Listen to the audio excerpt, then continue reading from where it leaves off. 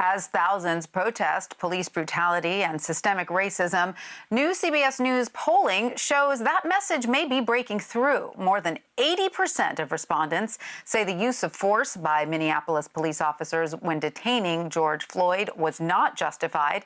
And when you broaden out the question, close to 60% say police are more likely to use deadly force against a black person compared to roughly a third who say race has no effect. Meanwhile, American optimism over ending racial discrimination seems to be fading.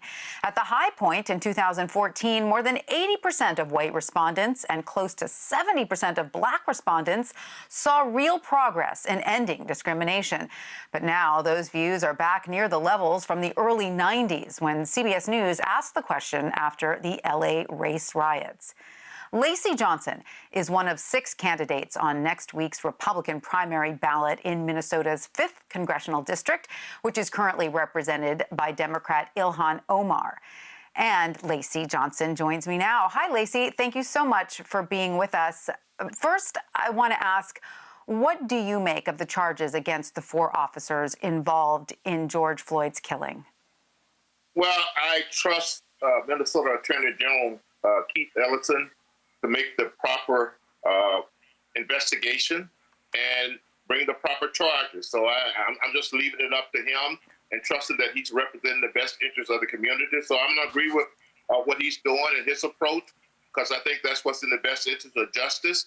And I think we need someone like him making those decisions so the community can have more confidence and faith in the criminal justice system.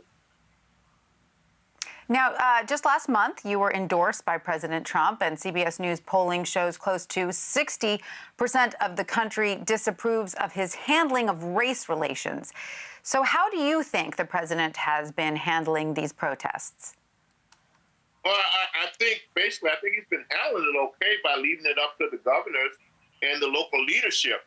Really, I think more so than talking about how he's handling it, being and living here, I think it's more important than how our governor and mayors and people police is handling it. This is more of a local issue than a national issue, as far as Minneapolis is concerned, and as far as what happened.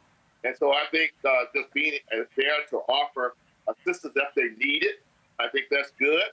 And we look for our local leadership more than national leadership. All politics is local. But would you say in a moment like this, where there's clearly a national crisis going on over this, that perhaps you would look to national leadership to try and bring people together? Well, yeah, but let's face it, that's nothing President Trump going to say or do to bring people together. There's a divide here. But once again, I think what should bring people together is concern for what happened, get justice for the family, understand the grief and pain that they're going through. I think the second thing would be to understand the pain and hurt and anger in the community and support the community. I think the third thing is to remember that there are businesses here that's being affected. I'm out talking to them also. I mean, there are business people out here that's crying because they've lost all their life work, and some of them have lost their life savings. And then the third thing is public safety. And so I'm a person that tends to focus on issues rather than personality. And so I think those are the issues we should be focusing on. And once again, it would be great if all our leaders said the right thing at the right time, but that's not happening on any levels as far as I see it. And so, Lacy, let's talk about your potential opponent. You have accused Congresswoman Ilhan Omar of not representing the values of Minnesota or America, saying that she attacks those values every single day. So tell us, what is it about her that you believe is attacking American values? Because many people see a refugee becoming one of the first Muslim women to serve in Congress, and that seems to be very American indeed. Oh, yeah, that is American. And look, none of us are 100% one way or the other. She can be very American in some things and attacking values in other things. I mean, things like open borders. That's against America's national sovereignty and security. Things like giving people pay without working. That's against our value of work ethic. things like some of the environmental things that she have is against American values. And that's the whole dependency on leftist socialist government programs versus free enterprise businesses and things like that. That's against American values. So there's a lot of lists of things like that that can go, that I have to, just even attacking Israel is against American values. And so those are the type of things that I was referring to as far as what she's doing, and just some of the comments and things like that that she's been doing. So you don't worry, though, that some of your comments about Representative, Ilhan Omar specifically could be alienating to Muslim voters in your district? Well, no, I don't worry about it because I got Muslim friends. I say some of our closest friends are Muslim. And so I don't worry about that. And I know what's in my heart. And once again, no, I don't worry about that at all. Because, well, and the other thing is, I don't think I've said anything that's factually incorrect. And I think that most of the opinions and conclusions that I've expressed are based on facts. Now, you might disagree with the opinions and conclusions. Look, I'm not here to be unfair to anyone. I got into politics to solve the issues in this community. And if it was left up to me, we wouldn't even be talking about that. If it was left up to me, politics and campaigns would be 100% focused on what are the issues in our community and who has the best solution for them. And whoever has the best solution and give us the best for our vote, that's who we're going to vote for. So a lot of this stuff, and keep in mind, I'm a businessman and a technologist. I'm just out here trying to serve my community. And so I'm more focused on goals and achieving goals and working together. And once again, as a businessman, I'm used to working with just about everybody. There's not a demographic or human beings that you could put anyone in that I have not worked with to get things done. And so I want to focus on things done. In fact, we need to change the whole tone of politics where we into personalities and what people did 20 years ago. To me, the most important thing is, what are the problems and issues we're trying to solve? What are our goals? And how can we work together to get those goals accomplished and everybody get out of the deal what they need and what they're looking for? All right, great. I should add, before we move on, that we have reached out to Representative Omar to appear on the show, but so far we've not yet heard back from her. So, Lacy, it has been 60 years since a Republican won in Minnesota's 5th congressional district. The last time a Republican won more than 30% of the vote for this seat was in 2000.